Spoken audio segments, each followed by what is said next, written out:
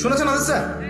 হিংসা সেভাবে নেক আমলকে পুড়িয়ে দেয় যেভাবে আগুন কাকে পুড়িয়ে দেয়? কাঠকে। আগুন কাঠে আগুন ধরিয়ে দেন, কাঠ বাকি থাকে, কয়লা ছাই হয়ে যাবে। ঠিক একইভাবে আমল নামল নেকি সব ছাই হয়ে যাবে। আর যদি আপনাকে কেউ হিংসা করে, ঈর্ষা করে, মানে ঈর্ষা না, হিংসা করে এবং আপনার দিকে বদনজর দেয়, হ্যাঁ, আপনার ক্ষতি চায়, আপনার সাথে কুফুরি করে ইত্যাদি, তাবিজ কবজ করে, তখন আপনারও ক্ষতি হতে পারে। চোখ লাগলে, বদনজর হলে, তাবিজ কবজ, আপনার ক্ষতি হতে পারে। আর এই ক্ষতি থেকে আপনি বাঁচবেন কিভাবে? এটা তো আপনার হাতে নাই, তাই না? কেউ যদি আপনাকে ঈর্ষা হিংসা করে, এটা তো আপনার হাতে নাই, আছে? নাই। একটা উপায় হচ্ছে মানুষের থেকে নিজেকে যত পারেন আড়াল করার চেষ্টা করেন। এই যে বারবার বলি না, এত শোডাউনের দরকার নাই, ফেসবুকের দরকার নাই, অনলাইনের এই যে ছবি টবির দরকার নেই, এমনি এমনি বলি না। আমরা চাই যে মানুষ থেকে যতটা পারি আড়াল হতে, যতটা সম্ভব। কারণ এখন তো এর চেয়ে বেশি কিছু পাচ্ছি না, এতে ক্ষতি আছে, মানুষের চোখ লাগে। এখন আপনি বাঁচবেন কিভাবে? প্রতিদিন সূরা ফালাক, সূরা নাস, ইখলাস সকাল সন্ধ্যা 3 বেলা করে, সকাল সন্ধ্যা 3 বার করে সূরা ফালাক, সূরা নাস, সূরা ইখলাস। প্রত্যেক নামাজের পর আয়াতুল কুরসি, ঘুমানোর আগে আয়াতুল কুরসি, সূরা বাকারার শেষের আয়াত, সূরা মুলক। এই যে কোরআনিক চিকিৎসাগুলো আপনি যদি গ্রহণ করেন, ইনশাআল্লাহ তাআলা আপনি চোখ লাগা থেকে বাঁচবেন। ইনশাআল্লাহ ইনশাআল্লাহ আপনি বদনজর থেকে বাঁচবেন, হিংসার কুপ্রভাব থেকে বাঁচবেন ইনশাআল্লাহ। এগুলো কিন্তু হেলা কথা বলছি না, এটা এত মারাত্মক। নবী সাল্লাল্লাহু আলাইহি ওয়াসাল্লাম বলেছেন যে চোখ লাগা বদনজরগুলো এত মারাত্মক যে একটা জীবন্ত উটকে রান্নার পাত্রে নিয়ে আসতে পারে। এত ডেঞ্জারাস, এত ডেঞ্জারাস।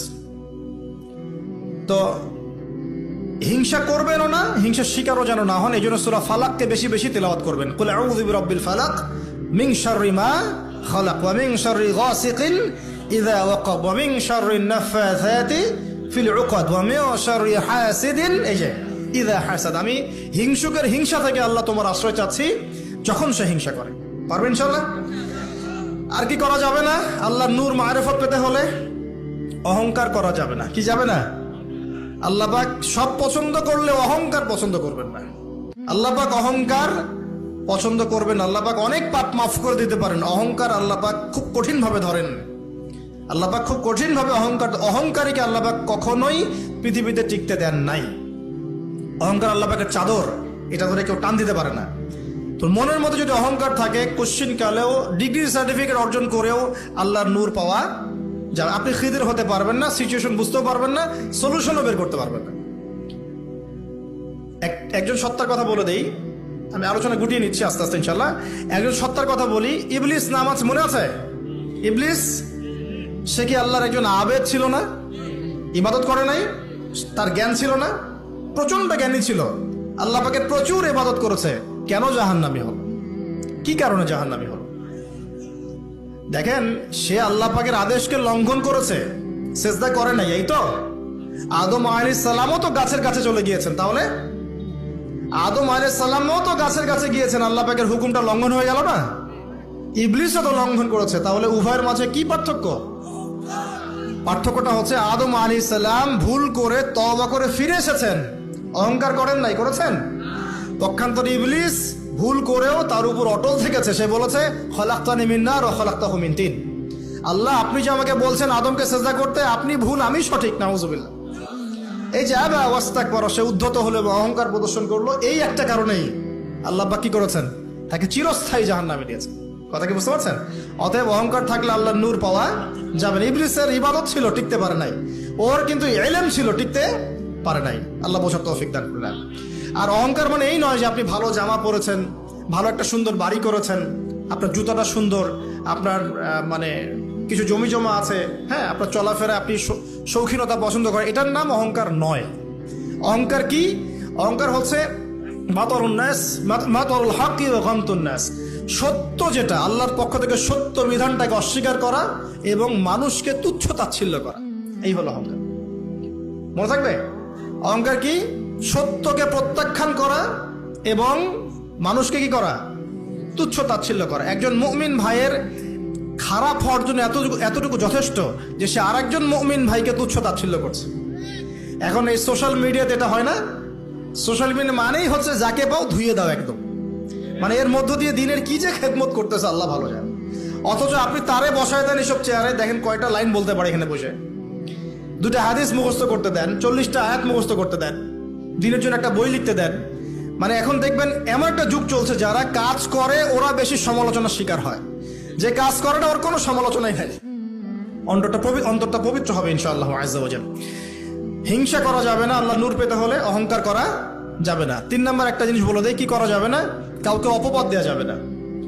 কাউকে কোনো মিথ্যা অপবাদ দিলে অন্যের হকে আপনি দায়গ্রস্ত হয়ে যাবেন, তখন অন্যের হকের দায়গ্রস্ততা পূরণ করতে আল্লাহর কাছে আপনাকে কঠিন বিচারের সম্মুখীন হতে হবে। অন্যের উপর অপবাদ দিলে, অন্যের নামে গীবত করলে এবং সমালোচনার অপসংস্কৃতির চর্চা করতে থাকলে আল্লাহর নূর পাওয়া যাবে না। 4 নম্বর কি? 4 নম্বর পরশ্রী কাতরতা। অন্যের সুখ দেখে, উন্নতি দেখে, অগ্রগতি দেখে আপনার সহ্য হয় না, জলে। ঠিক আছে, এইরকম মিন মাইন্ডেড মানে ছোট লোকের মনোভাব থাকলে কোশ্চিন কালে আল্লাহ নূর কলবে আসবে না। আর 5 নম্বরটা হচ্ছে মানুষের প্রতি দয়ালু হতে হবে। কি হতে হবে? দয়ালু। দয়ালু মানে কি? যে সবাইকে আগে নিজের ভাই মনে করতে হবে। একজন ব্যক্তি পলিটিশিয়ান হোক, মিলিটারি সেক্টরে থাকুক, পুলিশ হোক, বিজিবি হোক, আনসার হোক, সাধারণ মানুষ হোক, যুবক যুবতী, কিশোর কিশোরী যেই হোক, এদেশের সবাই আমার আপন ভাইয়ের মতো। সবাই আমাদের ভাই, সবাই মুসলিম ভাই। হ্যাঁ, ওদের মধ্যে মাযহাবী পার্থক্য থাকতে পারে, তরিকার পার্থক্য থাকতে পারে, পলিটিক্যালি পার্থক্য থাকতে পারে, মতাদর্শের পার্থক্য কি থাকতে পারে না? থাকতে পারে। সবার মত কি একরকম হতেই হবে? কিন্তু তারা সবাই আমার মুসলিম ভাই। যতক্ষণ পর্যন্ত না তারা প্রকাশ্য কোনো কুফরির ঘোষণা দিয়েছে, ততক্ষণ পর্যন্ত কি সবাই মুসলিম ভাই। আগে সবাইকে ভাই মনে করে জনদরদিত হতে হবে। আগে সবার ভালোটা বুঝতে গেলে আগে জনদরদিত হতে হবে, রহম দিলওয়ালা হতে হবে। আপনি হকের উপর থাকবেন, ন্যায়টা ন্যায় হবে, অন্যায় অন্যায়। ন্যায় যদি আমার দুশ্মনও করে সেটাও ন্যায়, আর অন্যায় যদি আমার বাড়ির লোক করে সেটা অন্যায়। একটা সৎ অন্তর লাগবে তো আগে।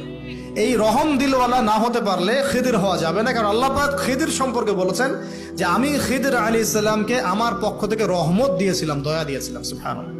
ওয়া আল্লামনাহু মিন লাদুন্না ইলমা, এবং আমি আল্লাহ খিদিরকে আমার পক্ষ থেকে জ্ঞান শিক্ষা দিয়েছিলাম।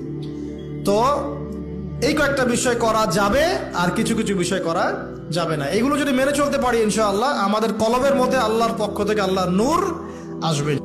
সেটা হলো, কোরআন একটা সূরা আছে, সূরার নামই হচ্ছে সূরা নূর। কি নাম? এই সূরার উপর যদি আপনি আমি আমল করতে পারি ইনশাআল্লাহ তাআলা আল্লাহর নূর এবং মারিফত পাওয়া যাবে। কেন পেতে হবে এগুলো? কারণ এগুলো পেলে আমরা সেটা দেখবো যা সবাই দেখতে পারবে না। আমরা সেটা শুনবো, সবাই সেটা শুনবে না। আপনি সেটা উপলব্ধি করবেন, সবাই সেটা উপলব্ধি করতে পারবে না।